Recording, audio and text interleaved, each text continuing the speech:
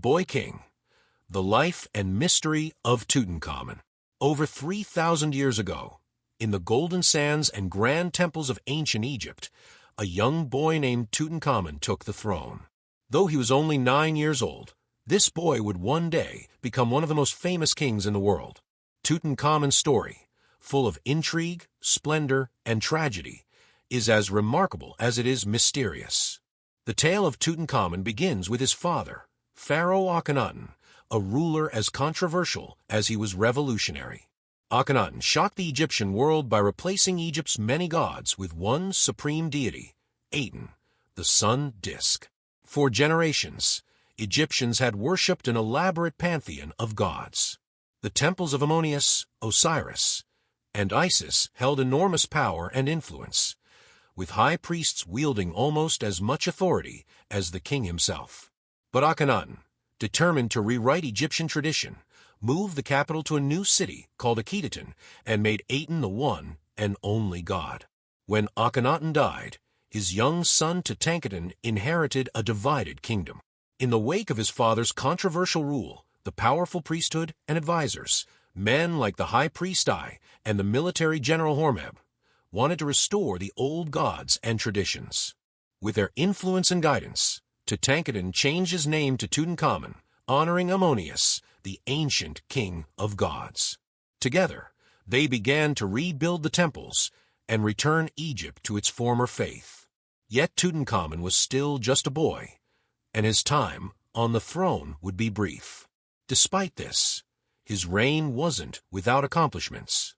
Tutankhamun's court initiated projects to rebuild temples, reinstate traditional worship, and erase the heretical changes his father had made. Egypt slowly returned to stability, and the kingdom's wealth and prestige were restored. The people could once again pray to their familiar gods, and the statues of Ammonius once more stood proudly in the temples of Karnak and Luxor. But as the boy king reached adolescence, his health was beginning to fail. He walked with a cane due to a club foot, and modern DNA tests show that he may have suffered from multiple genetic disorders, possibly due to the royal family's habit of marrying close relatives. Ancient Egyptian records also reveal that he may have sustained a serious leg fracture just before his death. The exact cause of his sudden demise, however, remains a mystery. Was it illness, a tragic accident, or, some historians have speculated, an assassination? With no children of his own, Tutankhamen left behind no heirs, and the throne was open to ambitious men, including his advisor Ai. Tutankhamen's death would likely have remained a footnote in Egyptian history if it weren't for a remarkable discovery thousands of years later. For centuries, his tomb lay hidden beneath the shifting sands of the Valley of the Kings, forgotten and undisturbed. In 1922, British archaeologist Howard Carter and his wealthy patron, Lord Carnarvon, uncovered Tutankhamen's tomb, one of the only royal tombs left intact by grave robbers. When Carter finally chiseled through the wall to peer inside, he saw wonderful things shining in the light: golden statues, chariots, jewelry, and a breathtaking golden sarcophagus. Tutankhamen's burial chamber was a time capsule of ancient Egypt's glory. The discovery of Tutankhamen's tomb captivated the world. Newspapers, filmmakers, and writers spread the story of the boy king and his glittering treasures. People across the globe marveled at the artifacts that had been carefully preserved for millennia, from golden amulets and statues to the iconic death mask that symbolized Egypt's grandeur and mystery. Tutankhamen's tomb provided a glimpse into the luxurious life of a pharaoh, but it also revealed an Egypt full of spirituality, ritual, and a belief in the afterlife that defined every part of their society.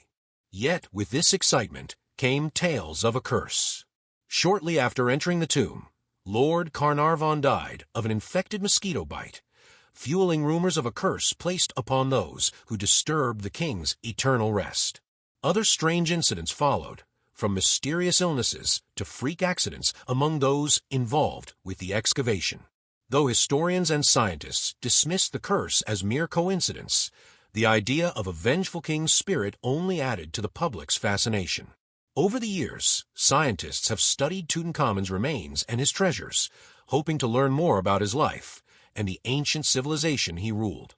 Through X-rays and DNA analysis, they've uncovered secrets about his health, his lineage, and the mysteries of Egyptian burial practices. But some questions about Tutankhamun's life and death remain unanswered. How exactly did he die? What would his life have been like if he had lived longer? Did his advisors truly have his best interests at heart?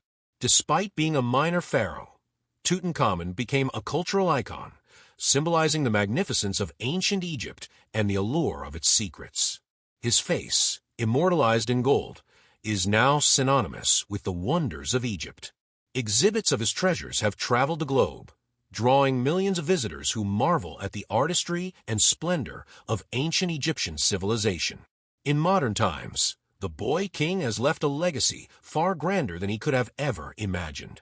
Tutankhamun's story reminds us of the fragility of life and the power of legacy. A young boy thrust into kingship, he was shaped by the turbulent times he lived in and influenced by those around him. In death, he became eternal, capturing the world's imagination and sparking a fascination with ancient Egypt that endures to this day. The sands of time have buried many secrets, but the story of Tutankhamun rises from them like the pyramids, reaching out to us across millennia. Though his reign was brief, Tutankhamun remains one of history's most captivating pharaohs. A young king who once ruled the ancient world now rules our imaginations, inviting us to step back in time and wonder at the mysteries of Egypt's past.